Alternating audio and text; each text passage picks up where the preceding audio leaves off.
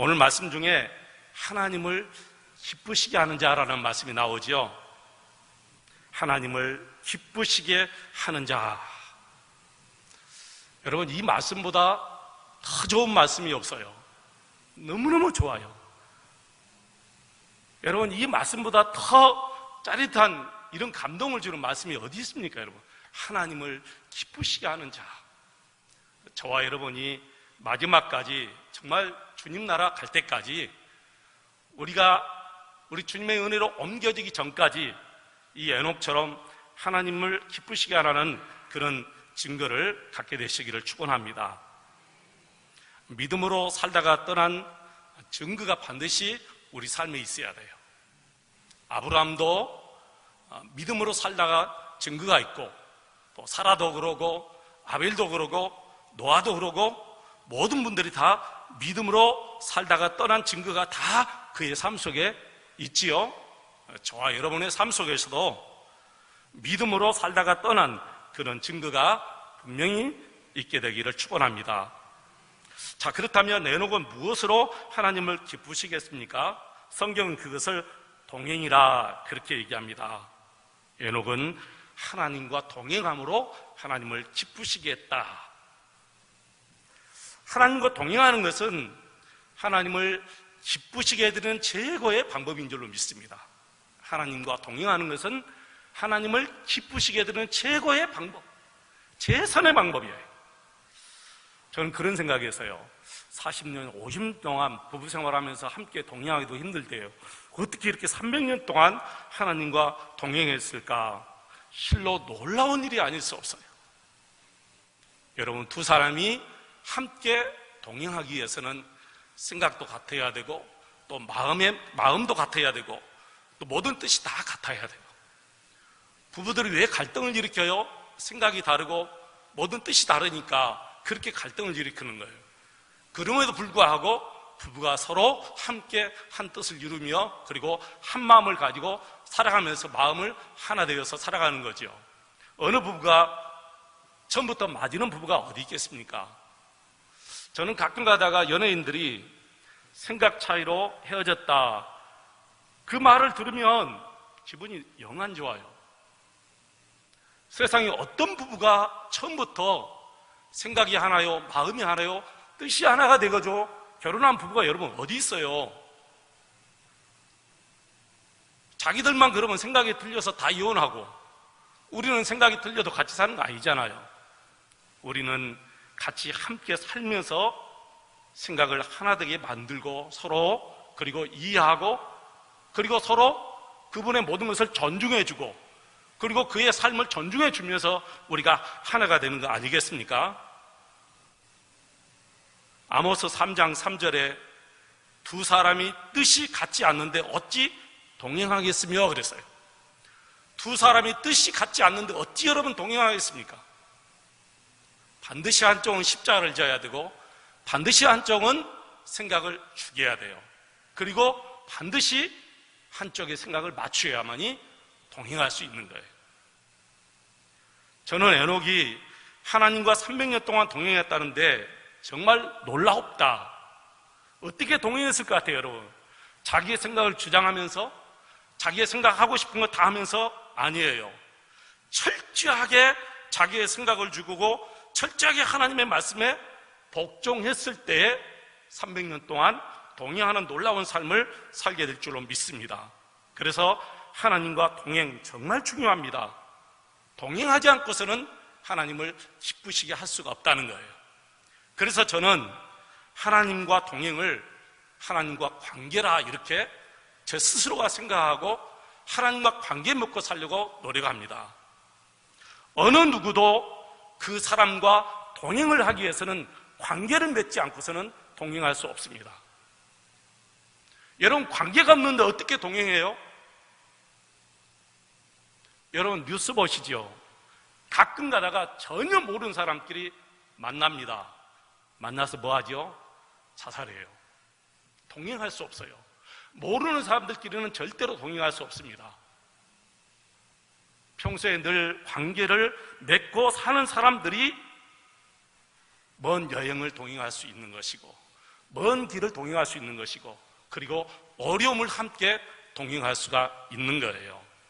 관계를 맺지 않고 살면 절대로 그 어떤 자리에도 동행할 수 없어요. 여러분 한번 생각해 보세요. 전혀 관계를 맺지 않고 사는 사람이 어느 날 갑자기 나와 함께 어디 가주세요. 동행할 수 있겠어요? 동행할 수 없어요. 평소에 아무 관계도 없는 사람이 어느 날 갑자기 나와 함께 이 길을 동행해 주십시오, 나와 함께 여행 가십시다. 동행할 수 없는 것이죠. 나는 여러분이 목사님 저와 함께 여행 가요, 그러면 갈 수 있을 것 같아요. 정말 그래요. 근데 말을 안 하네요. 근데 여러분, 다른 교회, 저 옆집의 교회 교인들이 저한테 갑자기 목포세안교회 목사님 저와 2박 3일 제주도 여행 가십시다 그러면, 예? 관계를 맺지 않고 살면 절대로 그 어떤 동행도 이루어질 수가 없는 거예요. 여러분, 우리 예수님과 어떤 관계를 맺고 사세요? 관계를 맺고 살아야 돼요. 아직도 어색하세요? 나는 여러분이 기도하는 것 보면 전혀 예수님이 어색하지 않다, 그런 느낌이 들어요. 너무너무 기도 잘하셔요. 여러분의 삶 속에서 예수님과 전혀 어색하지 않는 그런 관계를 맺고 살아가시기를 축원합니다. 아직도 그저 그런 관계로 살면 안 되죠. 부부가 결혼했으면 그때부터 관계를 맺고 사는 거예요. 관계를 맺지 않고 어떻게 여러분 부부가 살아갈 수 있겠어요? 관계 맺지 않고는 부부가 살 수 없어요. 마찬가지입니다. 우리가 예수님과 결혼을 했으면 예수님과 깊은 관계를 맺고 살아야 돼요. 하루도 보지 아니하면 정말 눈에 가시가 맺힐 정도로 그런 관계를 맺고 우리가 살아가야 될 줄로 믿습니다. 그래서 말씀을 늘 보고, 말씀을 듣고, 말씀을 묵상하고, 그리고 늘 찬송가를 하나님께 올려드리고, 여러분 저녁에 그리고 아침에 샤워실에 들어갈 때도, 세수하면서도 샤워하면서도 늘 예수님께 찬양을 올려드리는 그 마음이 정말 예수님을 사랑하는 마음이고 예수님과 깊은 교제의 관계를 맺고 있는 증거예요. 아침에 일어나서 누구를 생각하십니까, 여러분? 아침에 일어나서 누구를, 여러분 무엇을 생각하십니까? 우리 예수님을 생각하셔야죠. 오늘 예수님과 무엇을 할 것인가? 오늘 우리 예수님과 어떻게 누구를 만날 것인가? 늘 예수님이 먼저야가 돼야 될 줄로 믿습니다. 이런 관계가 돼야 돼요. 여러분들은 지금 누구하고 그렇게 친밀하게 사십니까? 무엇 때문에 그렇게 바쁘게 사십니까? 우리가 생각을 하며 사셔야 돼요. 얼마 있지 않으면 다, 이 세상 모든 걸 다 두고 주님 앞에 떠날 때가 얼마 남지 않았습니다. 그때 어색하게 주님 앞에 서지 마시기를 바랍니다. 주님 앞에 어색하게 서지 마시고, 주님 앞에서 당황하지 마시고, 정말 아주 친밀하게 주의 품 안에 달려가서 안길 수 있는 저와 여러분 되시기를 축원합니다. 고린도후서 5장 9절에 보니까 바울 사도가 이렇게 말했어요. 그런즉 우리는 몸으로 있든지 이 몸이 떠나 있든지 항상 주를 기쁘시게 하는 자가 되기를 힘쓰라 그랬어요. 주를 기쁘시게 하는 자가 되기를 힘쓰라. 세상에 힘쓰지 않고 되는 일이 하나도 없습니다. 힘쓰지 않고 되는 일이 세상에 정말 하나도 없어요. 에베소서 5장 10절에 보니까 주를 기쁘시게 할 것이 무엇인가 시험해보라 그랬어요. 무엇을 그렇게 여러분 생각하고 많이 생각하고 사시는지요?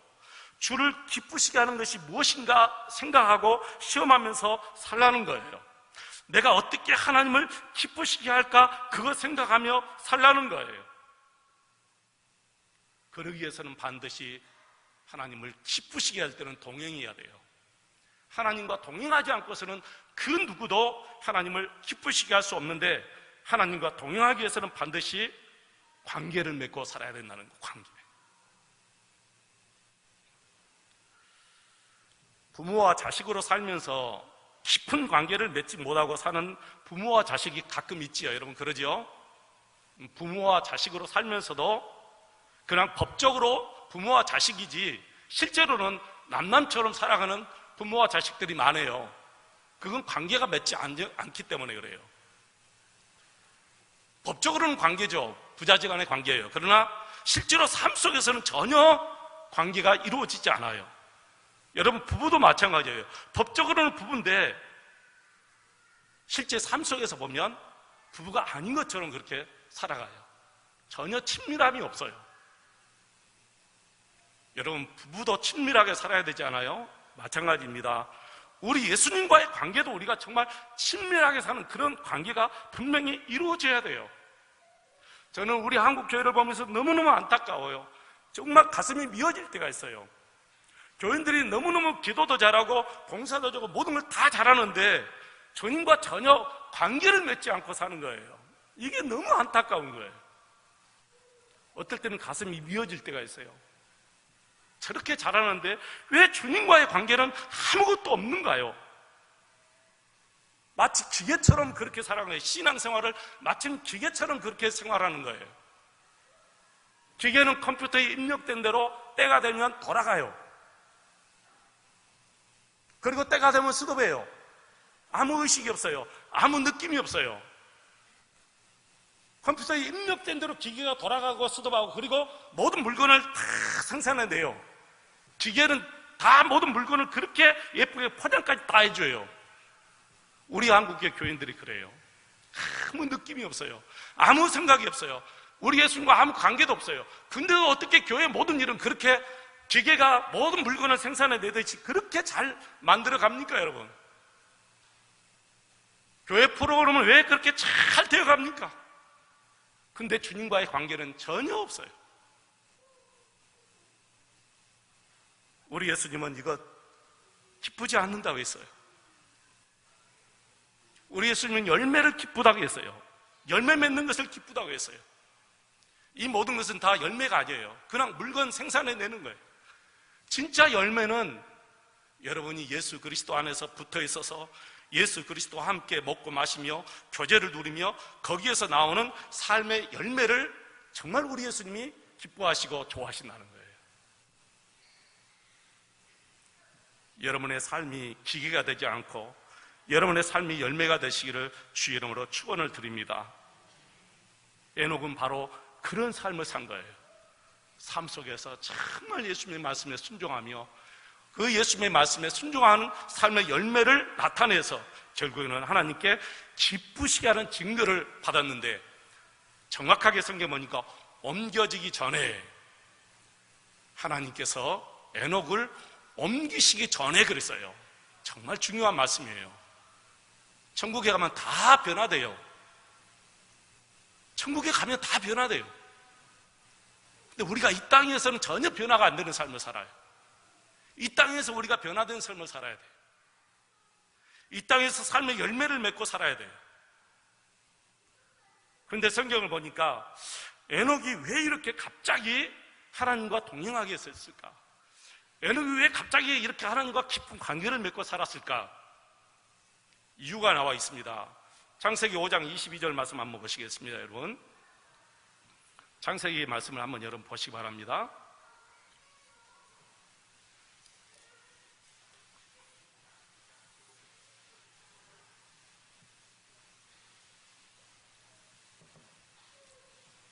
같이 읽겠습니다. 22절 시작. 모두셀라를 낳은 후 300년을 하나님과 동행하며 자녀들을 낳았으며. 아멘.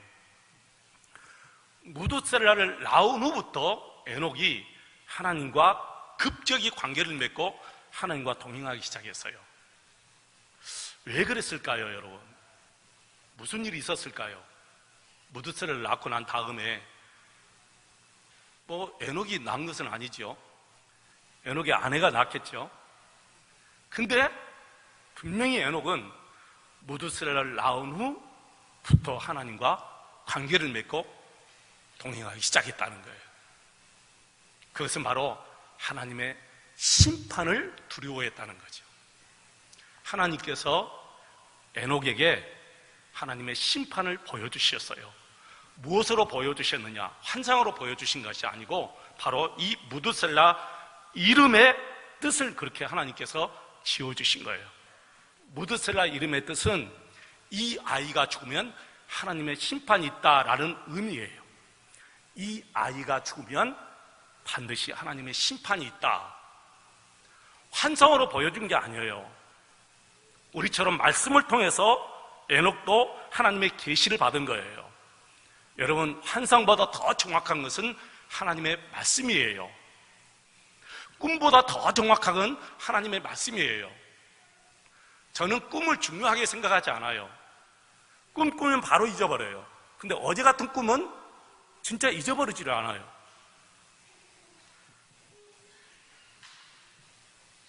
여러분, 꿈보다 환상보다 더 정확한 건 하나님의 말씀이기 때문인 줄 믿습니다. 그래서 우리 하나님이 에녹에게 무드셀라 이 이름을 주시고 이 아이가 죽으면 하나님의 심판이 있다, 이 계시의 말씀을 에녹에게 주셨어요. 그때부터 에녹이 갑자기 모든 삶이 변화된 거예요. 저와 여러분이 그래야 돼요. 여러분, 하나님의 말씀이 우리 마음에 딱 부딪혀 오면 그때부터 하나님과 깊은 관계를 맺고 살아야 돼요. 내 말씀이 튕겨져 나가기 때문에 열매가 없어요. 내 마음이 굳은 길과 같은 그런 마음이 됐기 때문에 이 말씀이 내 마음에 들어와서 심겨지지를 않고 이 말씀이 싹이 트지지 않고 다 죽어버린 거예요. 아니면 사탄이 다 물어가 버린 거예요. 그래서 우리의 마음을 성령 하나님께서 굳은 마음을 다 제거해 주시고 부드러운 마음, 예수님 마음을 우리에게 주시고 하나님의 말씀이 우리 마음에 떨어지면 그 말씀이 싹이 나고 열매가 맺는다 그랬어요. 여러분, 그렇습니다. 에녹, 하나님의 말씀이 마음에 떨어졌어요. 하나님의 심판의 말씀이 에녹의 마음에 떨어지니까 그 말씀을 듣자마자, 그 계시를 받자마자 에녹이 우리 하나님과 관계를 맺고 하나님과 동행하기 시작했다는 거예요. 여러분, 유다서 14장 14절, 유다서는 한 장밖에 없죠. 유다서 14절 15절 한번 보겠습니다. 요한 3서 다음에 유다서죠. 같이 한번 읽을까요? 14절 15절 시작. 아담의 7대 손 에녹이 이 사람들에 대하여도 예언하여 이르되 보라, 주께서 그 수만의 거룩한 자와 함께 임하셨나니 이는 뭇 사람을 심판하사 모든 경건하지 않는 자가 경건하지 않게 행한 모든 경건하지 않는 일과 또 경건하지 않은 죄인들이 주를 거슬려 한 모든 안악한 말로 말미암아 그들을 정죄하려 하심이라 하였느니라. 아멘. 아담의 7대 손 에녹이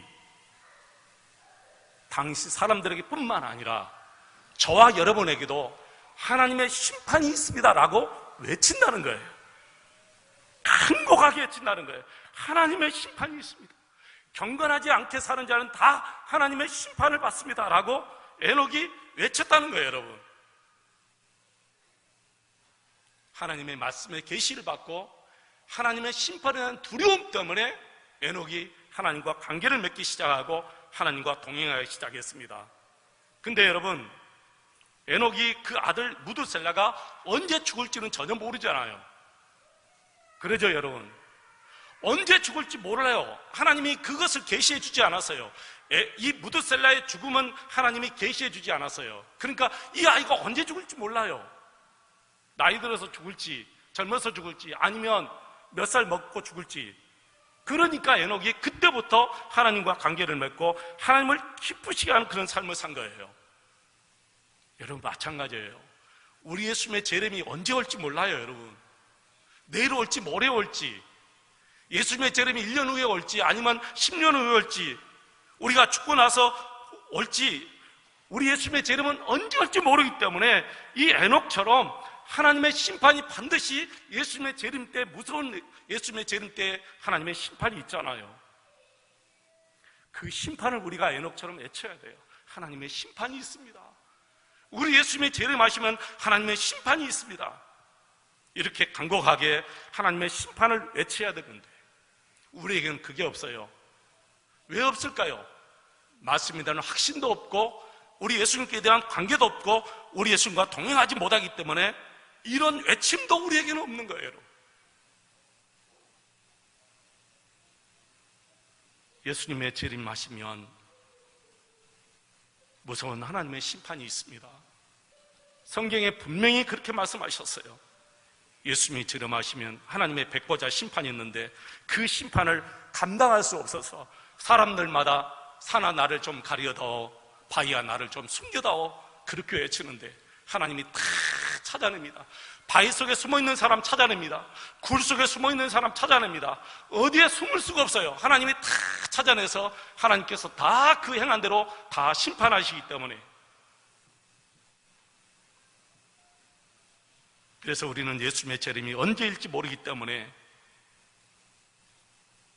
하나님의 심판을 외치고 우리가 에녹처럼 하나님과 관계를 맺고 우리 예수님과 동행하는 그런 삶을 살아야 될 줄로 믿습니다. 성경은 다 이루어집니다. 이 에녹의 계시도 다 이루어졌어요. 창세기 5장 25절 한번 보십시오. 여러분 펴놓았죠? 5장 25절 말씀 한번 보시겠습니다. 무두셀라는 187세에 라멕을 낳았고, 무두셀라가 187세에 라멕을 분명히 낳았습니다. 그리고 여러분 28절 한번 보십시오. 라멕은 182세에 아들을 낳고 182년과 182세 이것을 더하면 187세. 25절 무두셀라가 187세 그리고 라멕이 182세에 아들을 낳았어요. 이 연수를 더하면 369세가 되죠. 369세. 그리고 여러분 7장을 한번 보십시오. 여러분 7장 11절 말씀. 7장 11절 말씀이면 노아가 600세 되던 해의 둘째 달 곧 그 달 11의 날에 그날에 큰 기쁨의 샘들이 터지며, 노아가 600세 되던 날에, 그러니까 이 연수를 더하면 바로 969세가 돼요. 정확하게 무두셀라가 969살에 죽었습니다. 그때 하늘에 문이 열려지고 땅이 완전히 다 터져서 홍수의 심판이 시작되기 시작했어요. 하나님의 말씀이 어쩌면 이렇게 정확하게 들어맞는지 모릅니다. 무두셀라가 죽을 때 홍수가 시작되었어요. 저는 이 말씀을 보면서 그런 생각했어요. 에녹은 분명히 무두셀라가 이렇게, 자기 아들 무두셀라가 이렇게 많이 먹고 죽을지 몰랐을 거예요. 그럼에도 불구하고 동행했어요. 자, 여러분, 무두셀라가 969세에 죽을 것이다 에녹이 생각했다면 에녹이 하나님과 동행했을까요? 안 했을까요? 그래도 했을 것 같아요. 근데 하나님은 무두셀라의 죽음을 예언해 주지 않았어요. 단지 이 아이가 죽으면 하나님의 심판이 있을 것이다 라고만 했죠. 그래서 에녹은 그 말씀을 믿고 그때부터 하나님과 관계 맺고 동행하기 시작하고 하나님을 기쁘시게 하는 자는 증거를 얻었어요. 우리도 그렇습니다. 예수님은 당신이 언제 재림하실 것인가 날짜와 시간은 전혀 우리에게 예언하지 않았습니다. 언제 오실지 모른다고 분명히 못 박았어요. 예수님이 한국 땅에 오십니까? 모든 세계 만민이 다 보는 앞에서 다 와요. 놀라운 일이에요, 여러분. 1996년도에 옵니까, 여러분? 아니죠. 아니면 2020년도에 옵니까? 아닙니다. 우리 예수님은 언제 오실지 모릅니다. 그래서 언제 오실지 모르는 그 예수님, 반드시 예수님이 오시면 무슨 하나님의 심판이 있기 때문에 우리는 그 하나님의 심판을 바라보고 두려운 마음을 가지고 우리 예수님과 관계를 맺고 우리 예수님과 함께 친밀히 동행하는 저와 여러분 되시기를 축원합니다. 마태복음 25장의 말씀 보시면 미련한 5처녀는 종말을 준비하지 못해서 결국에는 신랑이 결혼한 그 예식에 참여하지 못했습니다. 준비하는 삶은 무엇일까요, 여러분? 저와 여러분, 예수님 준비하는 삶은 갑자기 예수님이 언제 오신다, 그래서 그때부터 준비하는 것이 준비하는 삶이 아니고 지금부터 매일매일의 삶 속에서 예수님과 친밀하게 사는 것만이 준비하는 삶인 줄로 믿습니다. 그럴 때에 저와 여러분이 예수님 앞에서 어색하지 않고 당황하지 않고 기쁘게 예수님의 품 안에 안길 수 있는 그런 귀한 기쁨의 자리가 될 줄로 믿습니다. 오늘 이 시간 에녹이 왜 하나님과 깊은 관계를 맺고 동행했는지, 그리고 동행하면서 왜 자신의 모든 생각을 다 죽이고 철저하게 하나님의 말씀에 순종하며 그렇게 살았는지, 그래서 하나님을 기쁘시게 했다는 증거를 받았습니다. 저와 여러분의 삶이 에녹의 삶이 되시기를 축원합니다. 하나님을 기쁘시게 하는 자라는 증거를 남기는 우리의 삶이 되시기를 축원합니다.